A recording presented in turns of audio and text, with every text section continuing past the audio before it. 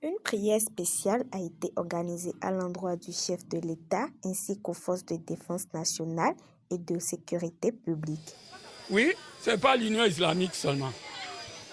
C'est un droit et devoir de tout religieux. Parce que ce qui nous a frappés, c'est une épreuve de Dieu pour voir réellement qui nous sommes. Et je remercie Dieu. Parce que quand j'ai pris le verset dont Dieu parle des épreuves pour l'homme, j'ai compris ça sur ce qui s'est passé. Vous savez, ça fait plusieurs années qu'on n'a plus entendu ce désordre. Mais Dieu, en voulant nous mettre en ordre, il nous a éprouvés avec ça. Dieu ne sait que ça va échouer, mais il nous a éprouvés et on a vu tout. Les yeux ont vu, les oreilles ont entendu. Tout le peuple béninois est devenu comme un seul homme. Est-ce qu'on était? Tous! Même les herbes, même les animaux condamnent dans la joie. Donc je lance un appel solennel à tous les Béninois avec tout ce qu'on a vu. Et tout ce qui se passe dans tout le pays est condamné. Donc si nous ne sommes pas hypocrites, Dieu est avec nous. Mais si nous sommes hypocrites, que Dieu nous en éloigne. Que Dieu laisse que tout ce que nous disons, ça soit au fond du cœur pour l'amour de notre pays, le Bénin, et pour, sincèrement, comme on le dit, accompagner le chef de l'État, le président Patrice Talon, pour qu'il finisse son mandat dans la paix, dans l'amour, dans le pardon, dans la fraternité, dans la justice, dans l'équité et dans la transparence, et que d'autres qui viendront vont continuer ses œuvres, de développement. Il a beaucoup fait. Il faut dire ça, il faut dire la vérité.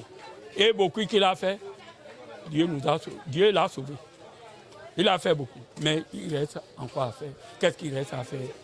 L'unité nationale, la cohésion nationale et le pardon. Un moment de recueillement solennel placé sous le haut parrainage du président de l'Union islamique du Bénin, El Hadj Idrissou Boukari, imams, fidèles et dignitaires religieux se sont réunis pour implorer la protection divine sur les autorités du pays, demander la paix durable et témoigner leur soutien aux forces engagées pour la stabilité nationale.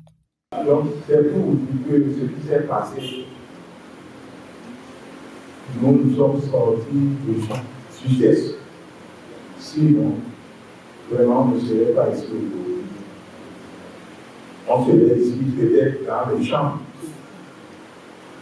Alhamdulillah, nous les musulmans, nous devons continuer de prier.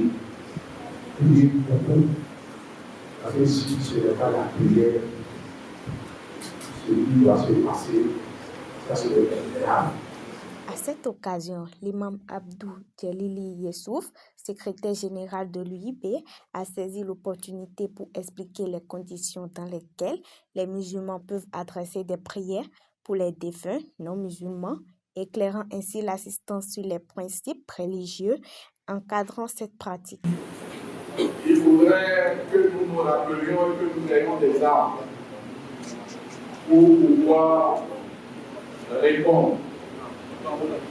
C'est très important parce que nous sommes dans un monde où il y a des gens qui se croient qui sont propriétaires du paradis et propriétaires de l'enfer.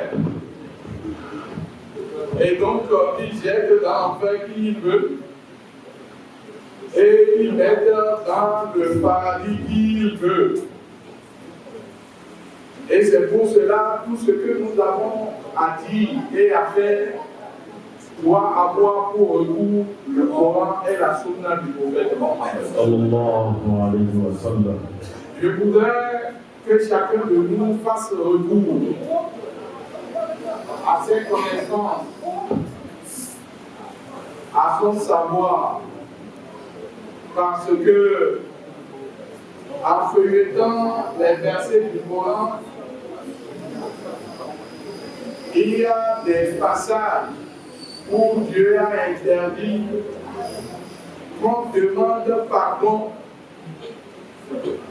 aux non-musulmans. une fois que ces derniers sont morts. Et les non-musulmans, il faut en distinguer au moins 3. Il y a les associateurs, qu'on appelle les musulmans. Il y a la deuxième catégorie, qui eux ne sont pas des associateurs, mais qui sont des mécréants.